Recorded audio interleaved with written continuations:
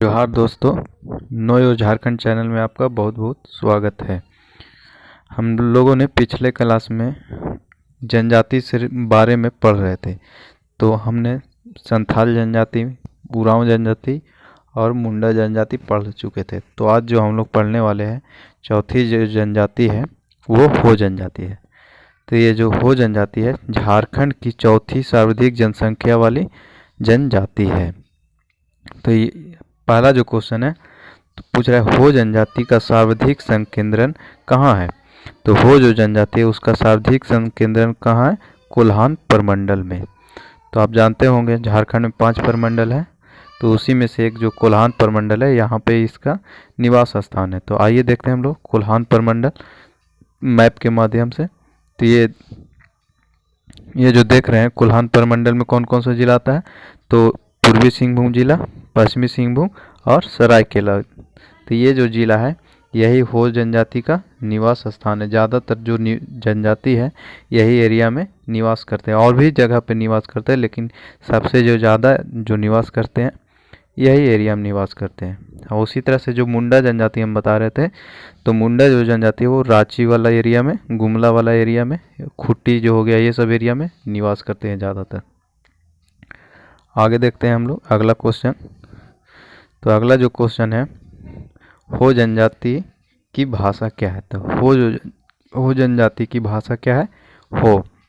जिस तरह से मुंडा जनजाति की भाषा मुंडारी थी, संथाल का संथाली था, उसी तरह से हो जो जनजाति है उसकी भाषा क्या है?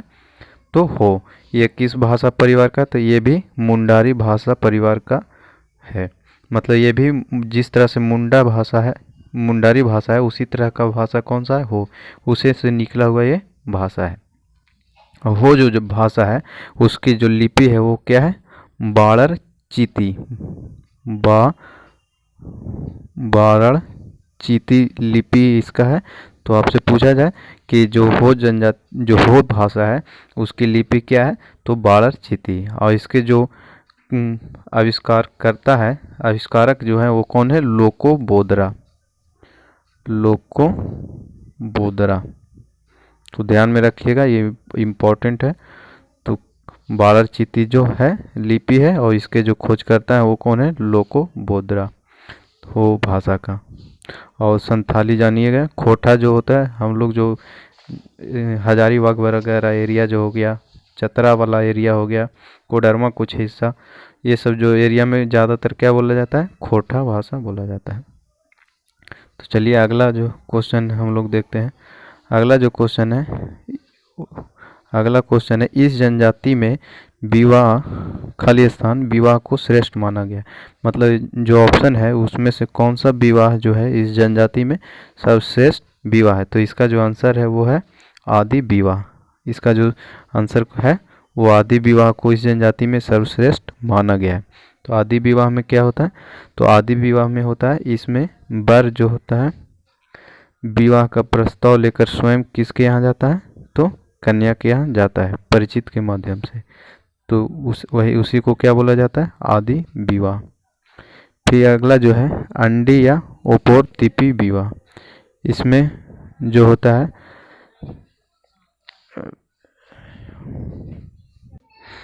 तो इस विवाह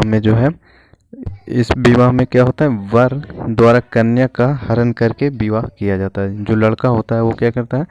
लड़की को हरण कर लेता है। मतलब हरण करने का मतलब अपहरण जिस तरह से होता है उसी तरह से हरण मतलब लेकर भाग जाता है, और उसके बाद शादी किया जाता है। तो उसी को हम लोग क्या बोलते हैं? अंडी या ओपोरतिपी विवाह। तो ये ध्यान में रखिएगा, ये क्वेश्चन पूछा हुआ है कि अंडी या ओपोरतिपी जो विवाह है वो किस जनजाति से संबंधित है? तो वो है हो जनजाति से। और अगला जो विवाह है वो है आदेर विवाह। आदेर विवाह जो होता है इसमें क्या होता है? वधु जो होती है विवाह होने तक जो वर के घर क्या करती है? बारात प्रवेश करके रहती है। कहने का मतलब ज़बरदस्ती रहती है किसके यहाँ? वर के यहाँ, जब तक कि शादी ना हो जाए उससे। फिर जो है अगला जो है राजी खुशी विवाह। तो राजी खुशी विवाह जो होता है इसमें क्या होता है? जब लड़का लड़की जो तैयार रहते हैं दोनों, तो वो ऐसे जो विवाह होता है उसको क्या बोलते हैं? राजी खुशी विवाह। चलिए तो अगला क्वेश्चन जो है चौथा नंबर क्वेश्चन, ये चौथा जो क्वेश्चन है वो क्या है, लघु प्रजातंत्र की झलक किस पारंपरिक जातीय शासन प्रणाली में मिलता है। तो जो मुंडा मान की जो शासन व्यवस्था है उसी में क्या मिलता है, लघु प्रजातंत्र। कहने का मतलब पहले से ही चला आ रहा है। पहले क्या था, राजतंत्र चलता था, तो लेकिन मुंडा जो मान की शासन व्यवस्था है इसमें पहले से ही इसमें चल रहा था लघु प्रजातंत्र, मतलब प्रजातंत्र जिसमें कौन जनता जो होता है वो क्या होता है, सर्वश्रेष्ठ होता है। तो और उसी तरह से ढोकलो सोहर शासन व्यवस्था है, पहाड़ा पंचायत शासन व्यवस्था है, मांझी परगना शासन व्यवस्था है, ये सब क्या है, जनजातियों का शासन व्यवस्था है। तो उसी में जो प्रजातंत्र की झलक किस में मिलता है, तो वह है मुंडा मान की शासन व्यवस्था में। आगे देखते हैं जो ढोकलो सोहर जो शासन व्यवस्था है ये किस जनजाति का है, तो यह है खड़िया जनजाति में प्रचलित है ढोकलो सोहर शासन व्यवस्था।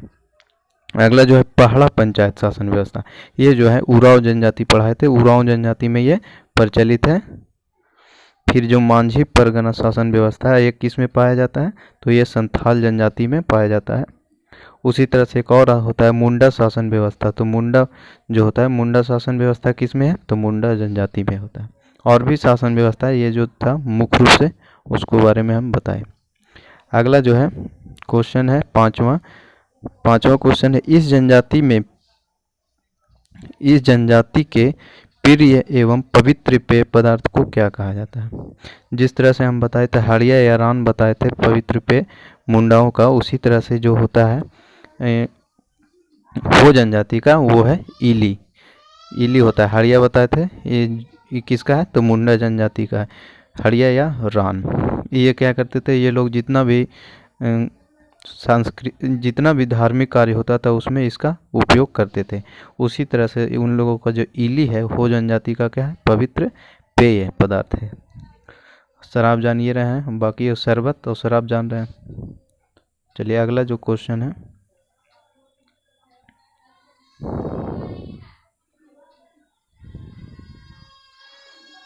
छठा जो क्वेश्चन है वो छठा क्वेश्चन है, हो जनजाति में धार्मिक अनुष्ठान संपन्न कौन करवाता है।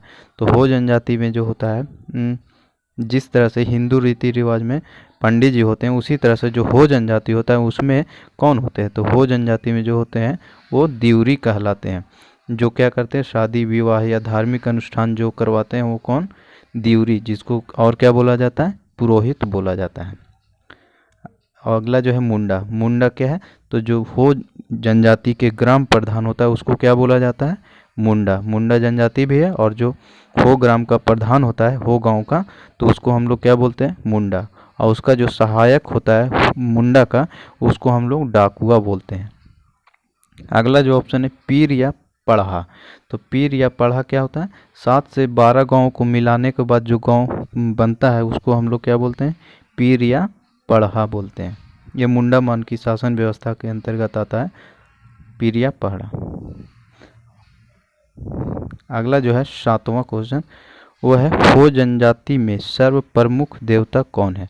तो हो जनजाति में सर्व प्रमुख देवता कौन है, सिंह बोंगा।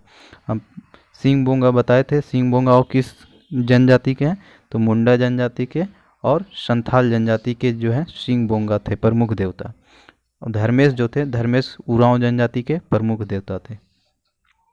और ये जो पाहुई बोंगा है वो क्या है, तो हो जनजाति के क्या है, ग्राम देवता को क्या बोला जाता है, पाहुई बोंगा। अगला जो है मरांग बुरु जो कौन है, तो ये हो जनजाति के पहाड़ देवता है मरांग बुरु। अगला क्वेश्चन है 8वां क्वेश्चन, हो जनजाति में कौन सी प्रथा प्रचलित है। तो हो जो जनजाति है उसमें जो है बहु विवाह प्रथा प्रचलित है। कहने का मतलब एक से अधिक शादियां करना इसमें क्या है, प्रचलित है। और एकल विवाह जान ही रहे, जो एक शादी करता है उसको एकल विवाह कहते हैं। सगोत्रीय विवाह कहने का मतलब जो होता है, सगोत्रीय विवाह कहने का मतलब एक गोत्र में विवाह करना, लेकिन इसमें एक गोत्र में विवाह नहीं होता है, वर्जित है। सेम गोत्र में विवाह नहीं कर सकते। जैसे इसमें कुछ जो गोत्र होते हैं, जैसे हेम्ब्रम हो गया, बाल मूचू हो गया, तो हेम्ब्रम वाला से शादी नहीं कर सकता है, या बाल मूचू वाला से नहीं कर सकता है। लेकिन अगर ये दोनों विपरीत हैं, हेम्ब्रम बाल मूचू से अगर करना चाहता है तो हो जाएगा। और ये जो जनजाति है इसमें जो होता है, अपने जो ममेरे भाई बहन होते हैं उसी से शादी की क्या किया जाता है, प्राथमिकता दी जाती है। कहने का मतलब पहले अगर शादी करना है तो उसमें क्या, जो भाई ममेरा भाई बहन है उससे किया जाता है। अगर नहीं है तो फिर अगला जो होता है दूसरा गोत्र में उससे फिर विवाह किया जाता है। तो बस हो जनजाति में आज के लिए इतना ही। अब अगले क्लास में अगले जनजाति के बारे में हम बताएंगे। जय हिंद।